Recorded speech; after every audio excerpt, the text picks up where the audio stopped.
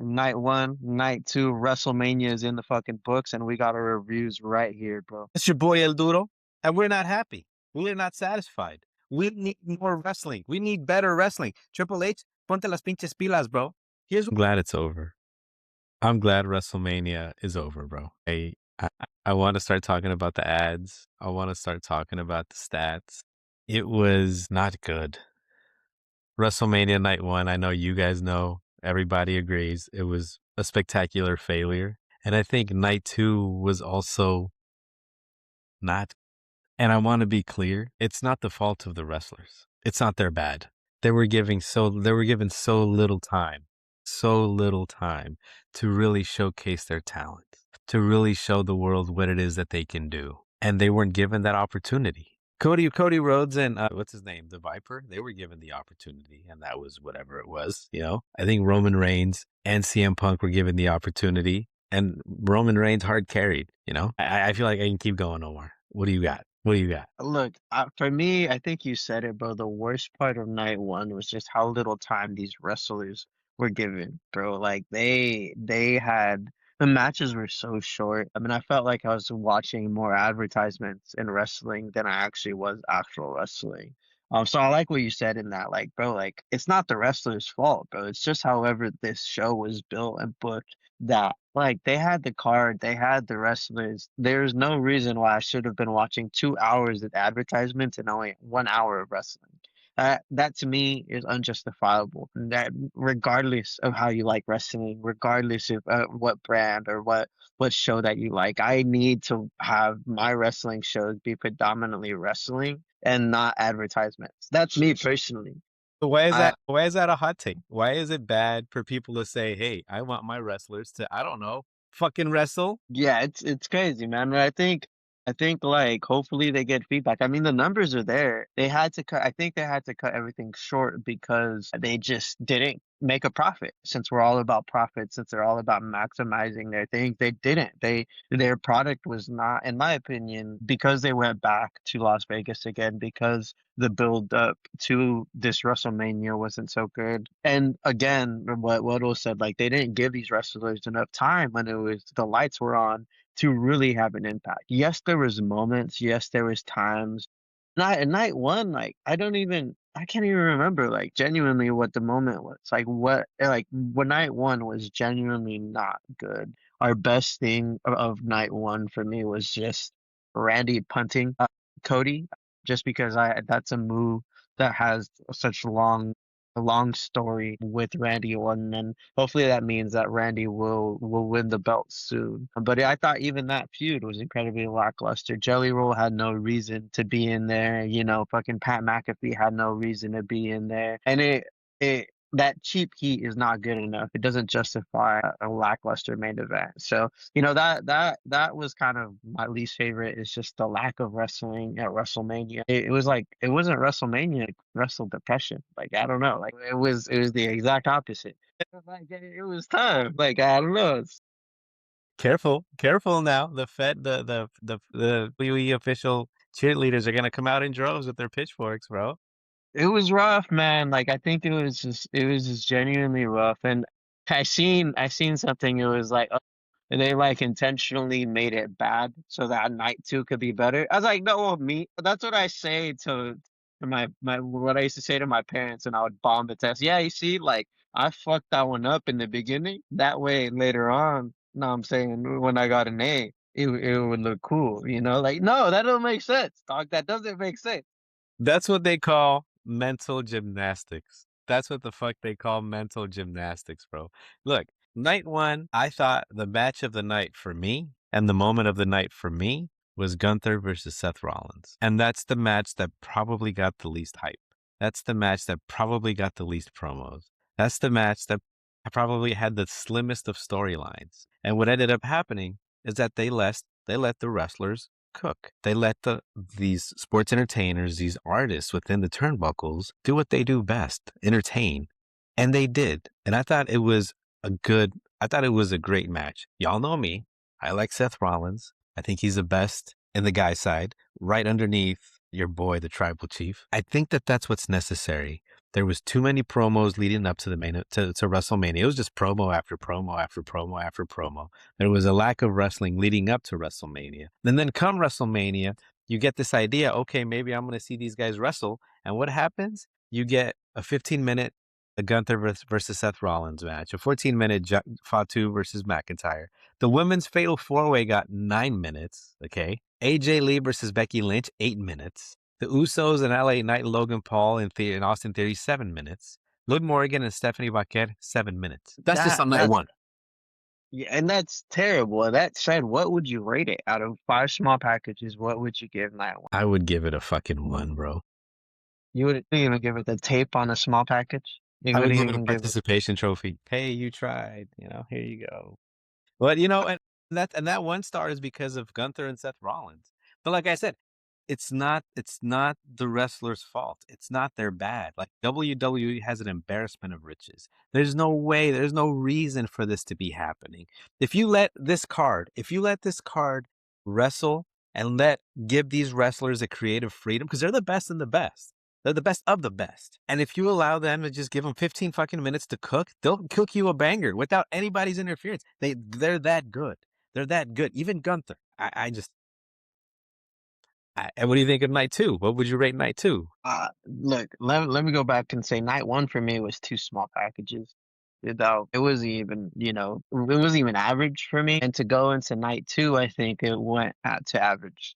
I think that it was a more or less another lackluster, night. I thought I had really good moments like the Intercontinental ladder match as well as Obafemi beating Brock Lesnar. The match itself wasn't the best in my opinion, and then it was hard carried by the main event. I really enjoyed the main event, although the ending to me felt a little. I don't know. I feel like it didn't go the way it was intended. I'm not sure if Punk got injured in the elbow drop in the table. I saw a little something, and when he talked to the ref, he was talking to Roman, and then he told the ref immediately like, "Hey, come here." And so I feel like that kind of made the ending, in my opinion, hit as much as I thought it was going to. So that's why I gave that match specifically a 4 out of 5, which carried the rest of the of night to be a 3. And even then, that's still like not good. Like for WrestleMania, like that is an average rating. A WrestleMania should be at its peak. It should be the showcase of wrestling, and all the main event was that. I think that the booking of this of WrestleMania was lackluster, and night two suffered from the same issues of night one of just not allowing these guys time to do their thing. So what you're saying is, and I don't want to put words in your mouth, but what you're saying is that like for WrestleMania, each match has to be at least a 4 star or 4 small packages, right? Maybe a 3.5, right? For that kind of level, like that's the kind of stuff we expect. And just so you all know, a friendly reminder, we're not going to do full reviews of each match. We're waiting for our self-proclaimed ball knower to come back, and we want to get his perspective from being there, being in the arena. I feel like that provides unique insight that I think that could maybe influence us one way or another with the ratings, and also bring you guys a different perspective because we love y'all, sort of. And make sure to like, subscribe, follow all of that stuff on all of our social medias. You already know, fucking ring the bell, all of that shit. We out here in Small Package Wrestling, our certified ball knower and our producer Fern. We're out in Las Vegas live. Gwex and I are giving you these takes as an audience member, just sitting down with a libation in hand and watching it potentially with our families and stuff. So Just that's the perspective. So just something quickly. These guys been having a blast over there. They've been having photo ops. They've been enjoying the hell out of this WW experience. So shout out to Fern. Shout out to Aaron, man. And let's keep it going. What else you got, Omar? Y'all, What else you got about not. WrestleMania in general? So, I mean, do you I want to? think Oh, go ahead. Go ahead. I was gonna say, I think my favorite part of night two was just being able to see Roman Reigns in a main event again. Although, I'm not a fan of his politics, I am a fan of him and his in-ring, performances. Every main event that I've seen him be a part of since I started watching wrestling has truly been a showcase of the art of wrestling. So I'm glad that this main event was also that. My least favorite just had to be like again the same thing. Just they needed more time, like just to wrestle. All of these guys, Obafemi and Brock, I think needed like a little bit of more time, a little bit more zest. It needed to be a better match, amongst others, in the cards. It had a lot to do. But I will also say a little bonus. I love the ladder match. I think every single WrestleMania should have a ladder match, and that just felt good to watch. That felt like a true WrestleMania moment. I enjoyed that wrestling match. And it's hard to not get into the details, you know what I mean, of these matches, just because, you know, it's kind of it's that's what we do, right? That's what we do, talk about these things.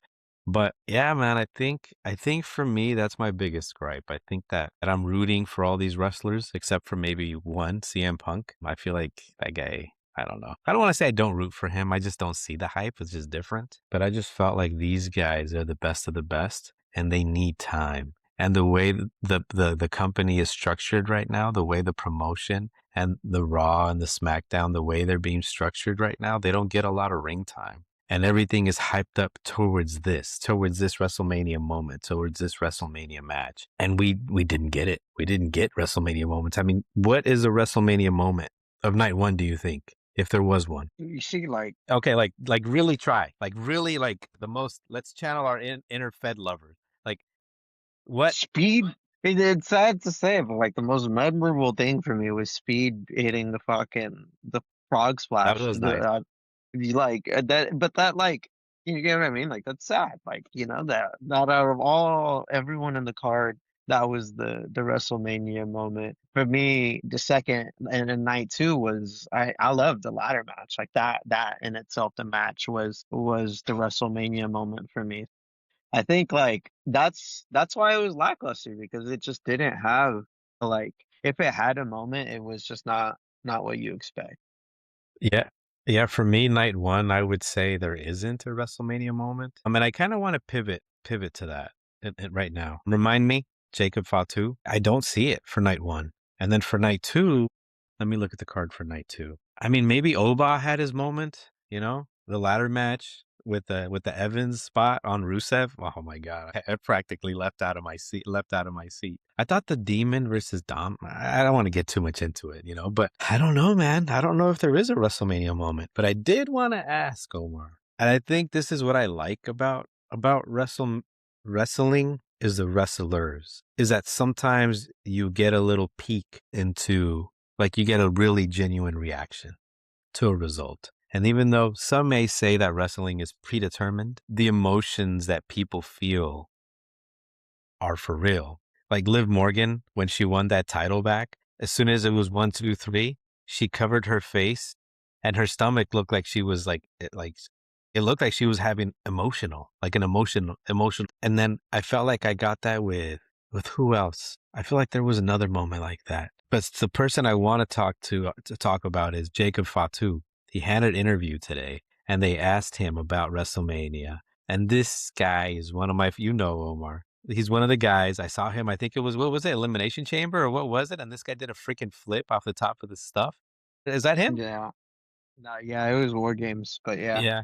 And I thought, who the hell is this freaking guy? And he has no business being this athletic. They asked him, and it was just a simple, just match. And the guy nearly broke down. He did. He shed some tears. What do you think? Oh, and also I want to go back. El Grande Americano, when he won the title, El Rey de Reyes over in AAA, the man had a moment of just pure emotion, and you could see it, right? I think for me, what does it mean to these wrestlers, man? What does it mean?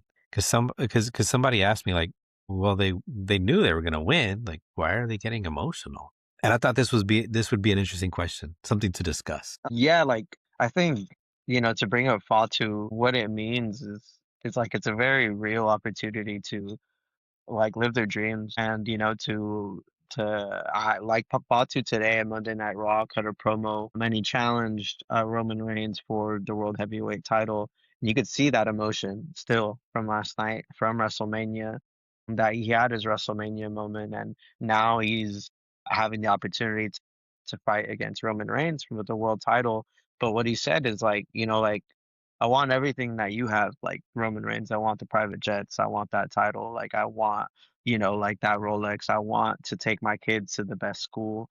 I want to provide for my family. And like to me, that was like a nice callback to one of my favorite promos that Eddie Guerrero ever did on Brock Lesnar. I mean, he said the same exact thing. Like that title means like me being able to provide my family with the best. And so for someone like Fatu, for someone like Eddie Guerrero, and for someone like Liv Morgan, who was a waitress prior to being, like a WWE superstar, or someone like Stephanie Lackluster, like all of these guys who might have dreamed about being a WWE superstar, even Cody Rhodes, who grew up in the industry, all of that, like that's what they dreamed about. They dreamt about being the world champion. They dreamt about, living the high life, about, like being able to provide their family with generational wealth. And I mean, that's what we all dream about, wrestler or not, wrestler, or if we have that giant belt, or if we're Jack 6 foot 5 or whatever, have a spray tan and have veneers, like Roman Reigns, like we all kind of want that. And I think that's the art of wrestling. And that's the pinnacle of that championship. Like, although we know it's predetermined, it's still something that we enjoy and to consume that we enjoy as an art form.